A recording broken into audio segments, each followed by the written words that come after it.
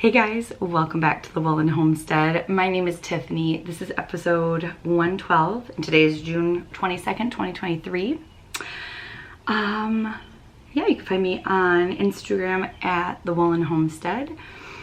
And yeah, I've got a couple finished objects I want to share with you guys today. Some knitting projects, crochet projects, all sorts of fun stuff. So let's see. First up, I finished the brioche pup sweater by Stephen West, and yeah, look how little it is. Oh, it's so cute. So I did end up knitting it a little shorter than I wanted to. So when I finish, I have another one going, but I haven't been working on it. It's the striped one, and that one I will just make sure to knit it a little longer. I think I was just excited to have it done and thought it was long enough, so I just cast off. But, or I guess I started the short row shaping here. So this is for my standard poodle puppy, Huxtable, who I guess it's not really a puppy. He's more just a young dog now. He's about 9 months. So, but this is for him for the fall. I knit it in the size 26 inches, so he is a bit smaller than that still, but I thought maybe by then he might like bulk up a little bit, that it would still fit. And with it being brioche, I know I had a lot of wiggle room. So if anything, it's a little bit looser on him, but I think it fits just fine. So I'm very happy with that. I just wish I knit it longer. That's the only thing. I cast this on April 20th and I just finished it June 2nd.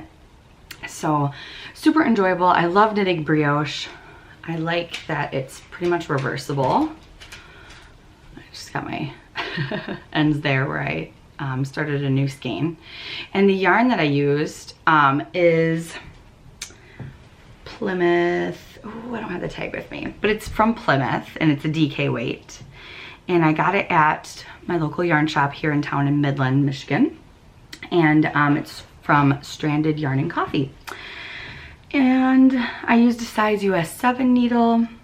I really do like it on this side too. I think this is cute. Huxtable's whining. So his crates are right on the other side of this wall here. Benny just came out here. He's our yellow lab. He just came out here on the 3-season porch with me. I think Huxtable is very sad now. So hopefully he remains quiet. We have had some crate training regression, so I'm working on getting him back up to snuff on that. He's completely fine when we go to work. I have a Wise, there he is. I have a Wise camera and I can see him, and he just passes out the whole time we're gone at work. If we're home and he has to be in his crate, because he has to rest for an hour after he eats both times because his breed is prone to bloat. So resting after he eats helps prevent his stomach from twisting. If he were to get out and run around, there's more of a higher chance of it twisting, which can be deadly. So that's why he rests after he eats, and he's completely fine for that. He understands he eats, he lays down, cool. But he's also fine if I go in the basement, but he doesn't like it if I go in the bedroom. Like, it's so funny, like, so funny. Like, I always thought, oh, they're good in the crate, they're good in the crate, totally. Nope, he is good in the crate with specific situations, so I'm trying to normalize it and just vary it up a little bit more. So that's what we are working on currently. Yes, and if you missed last episode, we got a new puppy in November was when we got him. So you can see him in the last episode towards the end. Yeah, I also have a picture of him modeling this on Instagram. He's so cute. He does not like me putting it on, so we have to work on that too. He doesn't like his front legs being handled. He's really sketched out by that. I think my guess is maybe, you know, with growing pains, it's probably a little uncomfortable to have your front arms manipulated. So that's another thing we're working on. So that's why I didn't try it on him a lot too while I was knitting this, because I just didn't want to mess with it.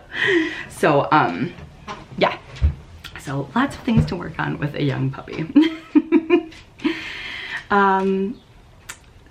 Yeah, so super happy about that, to have that done. I can't wait for him to wear that in the fall. in the winter. The other finished object that I have is my Twists and Turns shawl by Stephen West. This was the mystery knit along from last fall. I cast it on October 6th and I finished it just the other day, June 18th. It is not blocked yet, however. But ends are woven in, everything is done. Just needs blocking. So, you can see, go from one side to the other. I can't see what I'm showing you. And I did do the little I-cord embellishments in the cabled section. I just thought those were too cute. There's not a ton of contrast with them, but I just thought it was so cool. Yeah, so I can't wait to block this. I should probably do that while I'm home this weekend. I've got a couple days off because Huxtable was neutered this week, which I'll talk more about in life stuff, but I'm just making sure that he doesn't mess with his incision and all that good stuff. So yeah, very happy. I'll show this part in detail too, because I think this is really cool. So these little I-cord loops that you braid up, this is part of the last section here, this green, and then these stripes here, and you end up tacking, well, I guess it's part of the finishing at the end, but you tack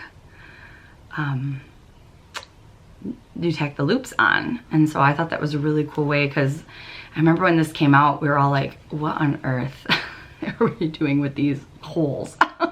They were just loops hanging out, you know? So I really enjoyed this. I love the colors that I got for this. I'll go through the yarns. So this green, which I'm obsessed with this color.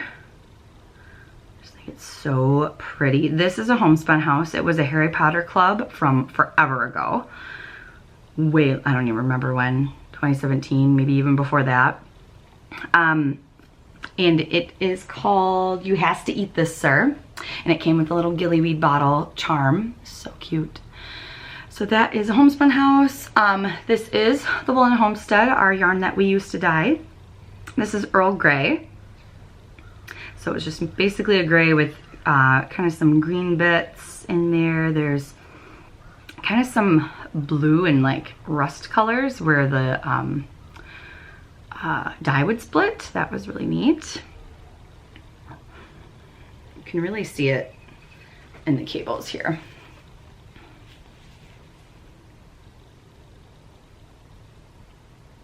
So yeah, that is that. And then the black is, I always forget what this one's called.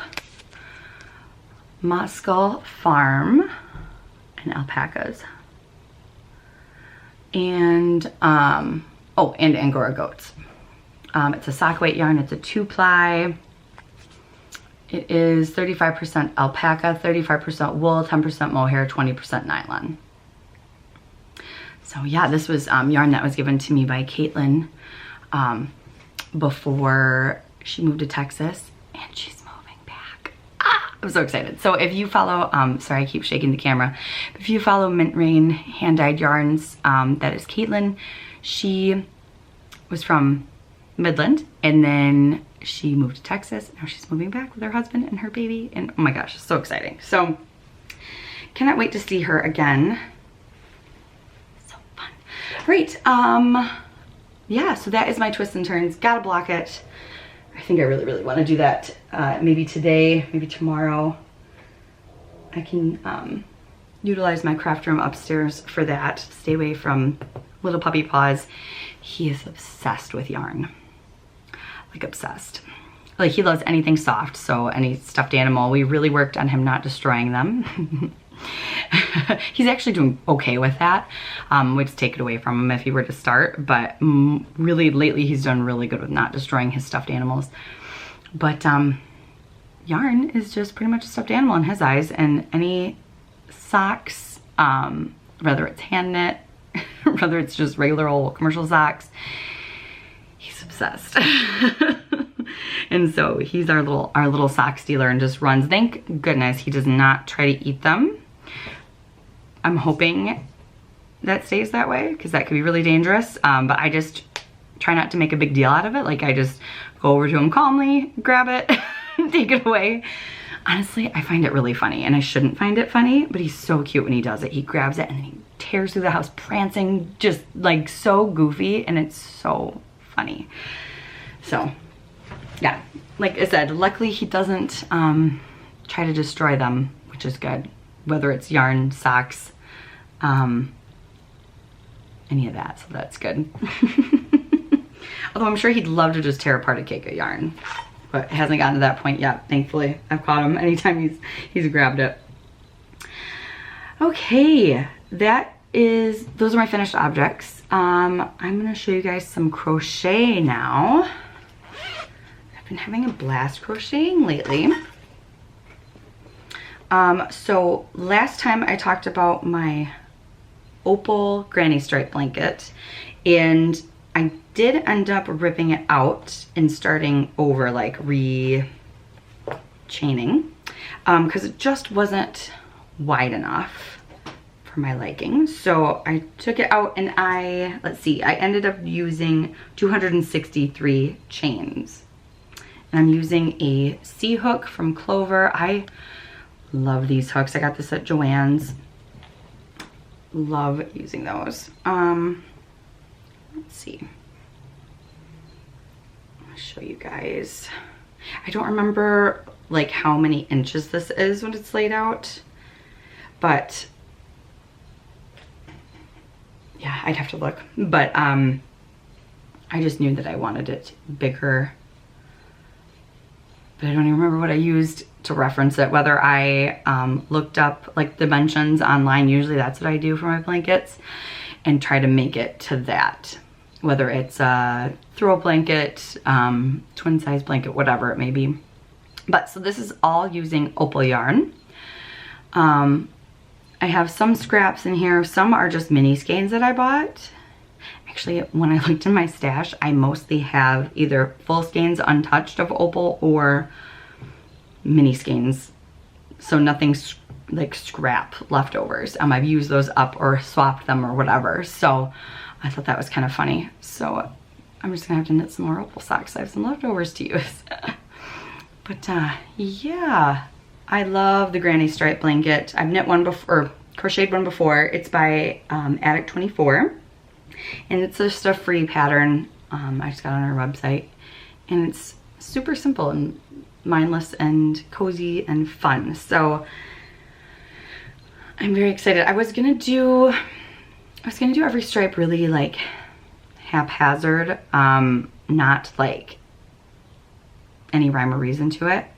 But I think I might just try doing, if there's enough in each of these little guys, but I think there will be, doing 2 stripes per row or per color. And we'll see.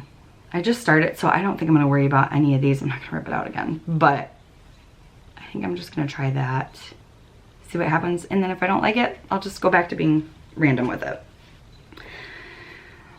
But I've got quite a few of these. I don't have all of them in here, but I just have, which I should. This bag is big enough. I can put them all in here, but these are just some of my little minis.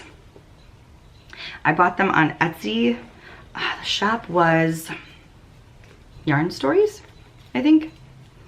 Pretty sure that's what it was. On Etsy. It came from like Lithuania, I think. And yeah, I don't remember how fast it was, but I had no issues with shipping or anything. Sorry about that. I ran out of room on my card. I forgot to delete last podcast on there. So let's see. Crochet. I have been working on my Battenberg blanket. So this is a crochet blanket by Sandra Cherryheart. I'm also using a C hook and I'm using sock scraps. I worked on this so much yesterday and I just loved it. So I'm gonna talk about this bag. I've talked about it a long time ago, but I haven't showed this project in forever. But this is a bag that my mom made me, and it's out of my dad's old Hawaiian shirts. So I just love it. It's very special. lost my dad in 2013, so it's just nice to have this little special project bag. And my mom made it, so it's even more special. So like I said, yesterday I worked on this a ton, and I'm just loving it so much. So I'll show you what I got done. When I started another square, so I need to make sure I don't rip this out because it's tiny. Okay. Also, I cast this on in like 2020, or started it in 2020. So this is a long time coming, and there's not much to show for it for having it going for that long, but you can kind of see what I've got.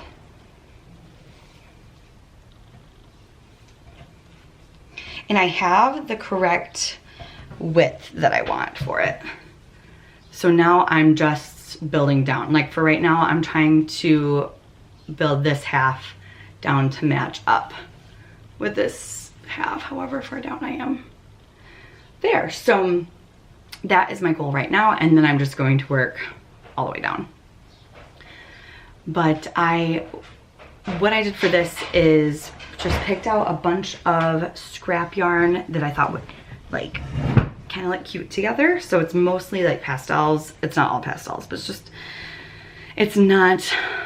there's a little bit of planning to it, but not much. I have this bag. This is another bag that my mom made that's got my dad's old shirts in it too. So there's just all sorts of different colors, and honestly I couldn't even tell you what most of them are. They're just from either swaps, mini skein sets. I know this is Mint Rain, but I don't even remember. I think it's a Harry Potter colorway, but I don't even remember which one. Just all sorts of cute little colors. This is cute. So yeah, I love this. This was actually one of my yarns that I dyed forever ago. Like when I first started. This was like the Knit Picks base. Like I only used this base for a very short amount of time, but it was one of a kind. I think I called it 1989. That was the year I was born. And I made socks with it, and oh my gosh, I love it. I have a couple of squares of that in there, which I love. It's actually the colorway we used to have called Nymphadora Tonks was kind of based off this one. It's not the same, but pretty similar. That was me trying to recreate it. This was one of ours. This was Happy Little Narwhal. All sorts of cute pastel colors. So that has been a blast. And I have been going back and forth between just crocheting some of the colorful squares and then crocheting some of the white squares. I'm using a join as you go method. It's the method that Sandra has on her YouTube channel. She has like a join as you go tutorial on there. This yarn is just loops and threads, Michael's brand. It's supposed to be a sock weight yarn, but it's very fine. It's finer than sock weight, but I don't think it's lace weight. I wouldn't say it's lace weight, but it's pretty fine. So that's a bummer. I kind of regret picking that, to be honest, because it's kind of splitty. It's all acrylic, which is fine, but I think it's called wool-like, I think is the line, but it's just a little fiddly in my opinion, but it's okay. It was really cheap. And I have plenty to do the blanket. So these are just some of the little squares that I've got. So I just make up the squares. I have a little box full of them. And I just kind of go back and forth between adding them in. If I get bored, I make some colorful ones, add them to the little basket here. Because making just the white ones can kind of get tedious. However, if I'm making a white one, I know I'm growing the blanket, you know, attaching some of the colorful ones. So it's fun. I like being able to go back and forth with it instead of just making all of the colored ones and then making all the white ones and going that way. but who knows, maybe I'll change up my strategy, but that's what I'm doing for now, and it's really fun. I don't know if I said I'm using a C-hook for this as well. It's the same that I showed with my blanket, my granny stripe blanket. And yeah, loving it. I'm just gonna set this up here. I'll put it away later.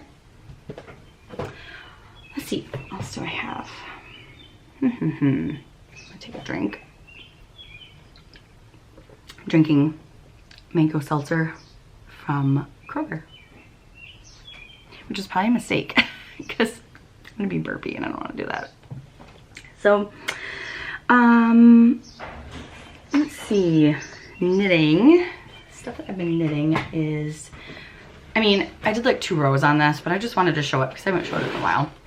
But this is the Star Blanket by Stephen West. So it's the blanket version of the Starflake shawl, which I never knit the Starflake shawl. So it's kind of nice to be able to knit the blanket. And this bag, I'm obsessed with. This is the Magner bag. It's like wax canvas. It's lovely.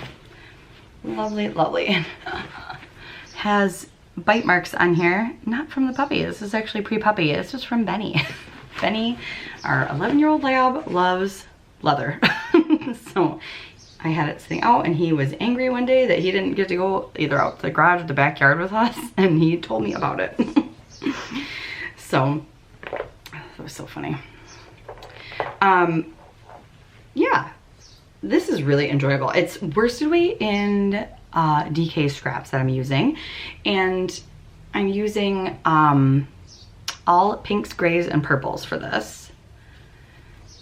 And it's kind of hard to show though, but these bits here, this is like a pinwheel. I wonder if I can show you guys the picture here. You can kind of see here. So that is what the blanket, part of what the blanket looks like. We can see on the bottom more what it'll look like, but yeah, it's really enjoyable. I really like being able to use up a lot of this worsted weight that I have because I have a lot of it. And you know, it's just fun. I love making blankets. I didn't realize that till a while, that all of a sudden noticed I just had a ton of blankets going. I love making blankets, and I love scrappy blankets and just scrappy items in general, but definitely scrappy blankets. It's fun. Oh, I got my little, this is my little Ella charm that Eden made me from, she's from Kraken Made. And I don't know if you can see. She made me a Benny and an Ella. Ella was our Black Lab Hound mix that she just passed away in January. And so it was really a fun surprise. I pulled this out and I saw her on there, she hanging out. So it was sweet. So yeah, I am enjoying this a lot. Right now it's just stripes, so we're kind of just doing these pink and gray stripes. And it's a lot of stitches already, so it's pretty kind of tedious. So it's nice if there's if it's just like TV knitting, really good for that. If I don't need to pay attention to it very much at all. There's just you know, at the like some increases and decreases at the stitch markers, and that's it. Let's see. By the time I'm done with this section, I will have 608 stitches. So I don't have that yet, but we're getting there. The size needles that I'm using for this are size 7. And these are Chalgoos. Let me see. I feel like they're like the lace tips, but I don't know if that's what they're called, but I really love them. Yes, lace tips. 60-inch. Love these needles. Very happy with them. So that is the Star Blanket. What else do we have? Oh, my socks. So I did finish a sock just the other day, and it is the Nomadic Yarns Tinsel Tree colorway. And then the heel and toe are Coop Knits Soxia in the, I don't know what's in here. There it is. Xenon. I should know that. Xenon. All of my millennials, I'm sure you guys watch Xenon Girl of the 21st Century. So I feel like I should definitely know that one. Yeah, I love this colorway. It's so cute. It's technically a Christmas colorway, but I just thought it was so cute. I cast these on my birthday last year, 2022, which is in May. And they just kind of sat around. Like I said last time, puppy life kept me really busy over the winter. Like really busy. And it still is keeping me busy, to be honest, but I am finding it a little bit easier to work on projects now, now that he is a little more, has a little more impulse control when it comes to yarn. I just started the second sock yesterday, and with it being stripes, and this is a 2x2 rib, I like to do, when there's a yarn change, I do straight knitting, so that way you don't have those purl bump little yarn bits kind of bleeding into each color. I just think it makes it nice and easy transition. You can see it here. So yeah, I did 64 stitches, size US 1, and this is a heel flap and gusset. I like to use the heel from the Crazy Sock Lady patterns. It's just, I've got it memorized now. But it's just a slip stitch heel flap and gusset, and I like to use her toe and like her instructions for how long to knit the foot before you start the toe. That has really worked well for me. So that is that. Oh, here is what the yarn looks like. Super cute. Here's the pink. Super fun. Okay, moving on. Oh, and those are Knit Pro Zings, size US 1. The other socks that I am working on have been hanging around even longer, since 2021 to be exact. It is the Morning Coffee Socks by Kay Litton, who's the Crazy Sock Lady. And I have one sock done. This has been done. So you can kind of see the patterning. It's super mindless too. I just really suck at working on pattern socks. I just don't, I'm just not drawn to them. So I have to really like work at it. This is the Nymphadora Tonks colorway that I dyed forever ago. This is like a lighter version of it anyways. So that's why I kept it. But I just think it's super fun. Very pink. Lots of colors, you know, bright colors mixed in. Super fun. I've got the cuff started. It's a twisted rib, 1x1 twisted rib, which is fun. I like doing that. It's not my go-to, but I enjoy it. So I don't know why I don't do it very often, but I like wearing it.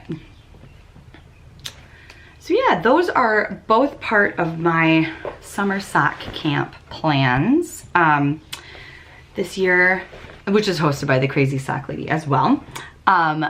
This year, whips are allowed, works in progress. So I am utilizing that to get these suckers done, because this, I don't know, having this plain sock going for like over a year is just so weird. I feel like that's not usually my norm, but that being said, puppy life. So happy to get those going. Yeah, so that's it for the projects that I've been like actively working on. I have plenty more, but I'm not gonna show them because they haven't been touched. I did get a little bit, well, I got a skein of yarn, that's it. I saw this, well, first of all, it's from Wool Warehouse in the UK, and I saw this skein of opal on Night Owl Fibers podcast, and I just thought it was so cute. So I grabbed it. I looked on Etsy, I found one, and then I found this for a lot cheaper from Wool Warehouse. So they have quite a bit of opal yarn. And I'm just really happy with it. So it is, the colorway is Kim, K-I-M, and it is the Viridian line, Schafpata. It's my best German accent that I can give you right now. I did take 4 years of German, but that was a long time ago. So yeah, let's see here. Yeah, I don't know if I'm gonna start these, but I also have a ton of other opal that I really want to knit too, but I just thought this was so cute. This is what it looks like knit up too. It's super fun. Super colorful and cute. All right, so that is it for my projects, stash acquisitions, all of that. I'm gonna restart this real quick because I want to see if my autofocus can work a little better. Well, I guess we'll move on to life stuff. I had my birthday in May. We went for a hike here in town. We have some newer trails at a, it's called Stratford Woods. It's really, really cute. It was really nicely done too. They put in these new trails there, so that was a lot of fun. We took Huxtable, and he's got these really cute little sunglasses. So he wore his sunglasses, and it was, oh my gosh, it was so cute. And he did really well. So he got to get in all the sniffs and get tired, and we got tired, and it was good. And then we went to, we had dinner at Ethan's parents' house, and I got some really sweet gifts from his family. His mom and dad did get me a gift certificate to the local yarn shop, so I'm very excited to use that. I'm thinking of using it for the Stephen West Mystery Knit Along in the fall. I think that would be a lot of fun. Yeah, Huxtable got neutered on Monday, so glad that we got that done. That was on June 19th, and now I get to pick a registered name for him so I can register him with the EKC. So that's kind of hard. Oh my gosh, there's like no rhyme or reason to it. I just have to put his like the kennel name first, which is Countryside. So that's like, and then it's just whatever. Like there's some rules within, like it can't be more than like 50 letters or something like that, but I'm not gonna do anything like that. But yeah, I'm like, I don't even know where to begin.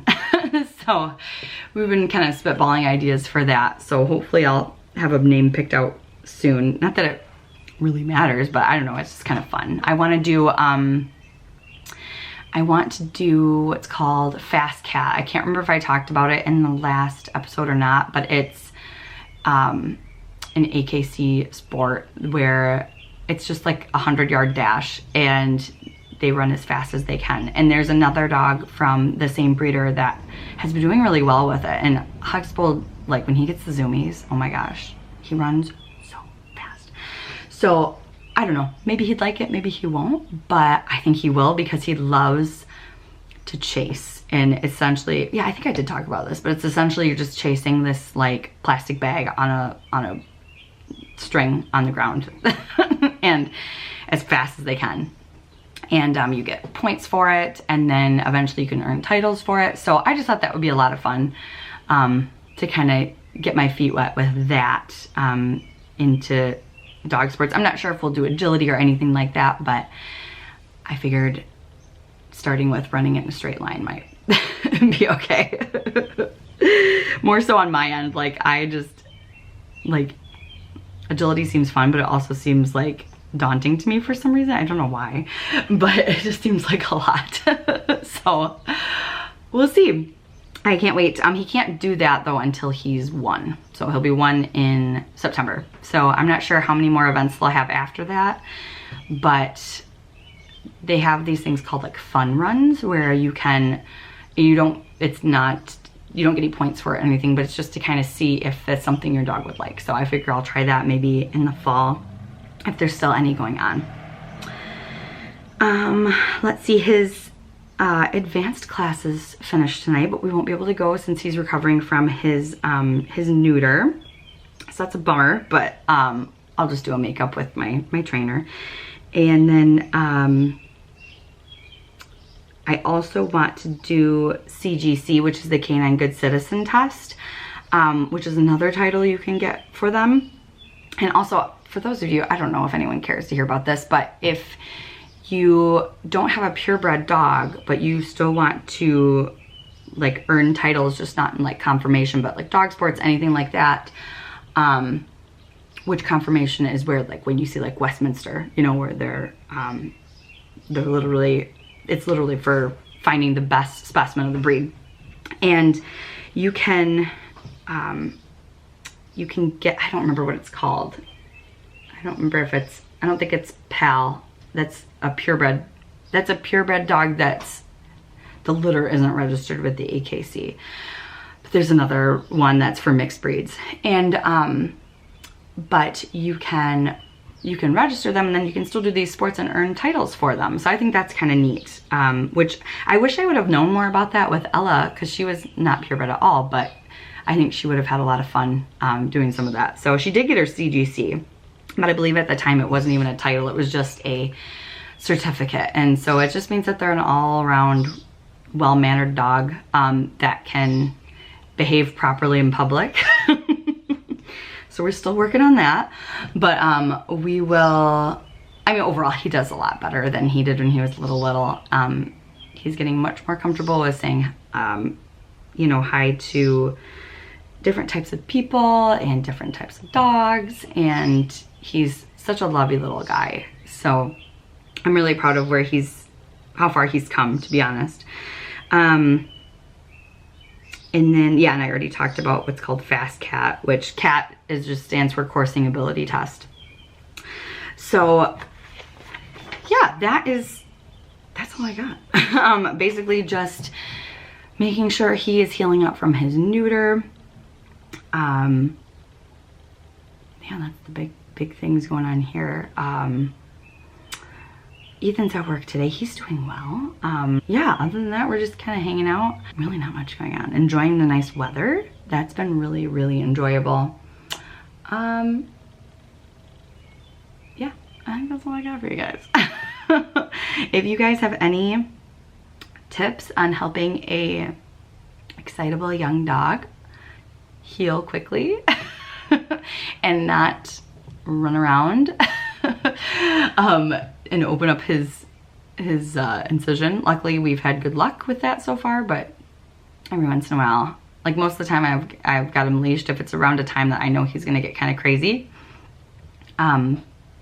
But yeah, I've had lots of frozen Kongs made up just to kind of distract him. But honestly, during the day, he's been a trooper. He just wants to sleep. So that's really nice. But it's like his witching hour is 7:30 at night, every single night. And so I have to kind of be prepared for it. And usually I'll have something ready for him, like a Kong or, I don't know, just something, toys. All right, I'm babbling. I will talk to you guys later. I hope you're well. Let me know what you're working on, if you guys are making anything fun and exciting. But yeah, all right, I'll talk to you guys later. Bye.